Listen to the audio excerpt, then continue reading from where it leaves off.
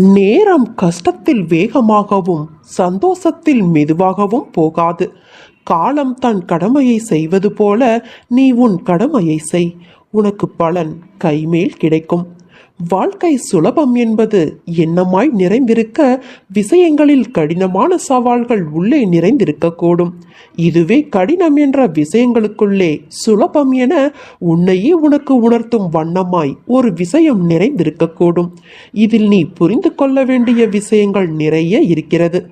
கஷ்டம் என நீ உணரும் விஷயத்தில் உன்னுடைய பங்களிப்பு, உழைப்பு என உன்னிடத்தில் உள்ள எல்லா வகை நேர்மறை விஷயங்களில் உன் புத்தியில் சங்கமித்து இருப்பாய். மனதை சஞ்சலப்படாமல் ஒரே நிலைப்பாட்டில் வைத்து இருப்பாய். அதனால் நீ செய்யும் விஷயங்களில் உன் கவனம் அதிகமாக இருந்தால் உனக்கு கடினம் என தோன்றிய நிகழ்வுகள் கூட சுலபமாக முடியும். இதுதான் வாழ்க்கை.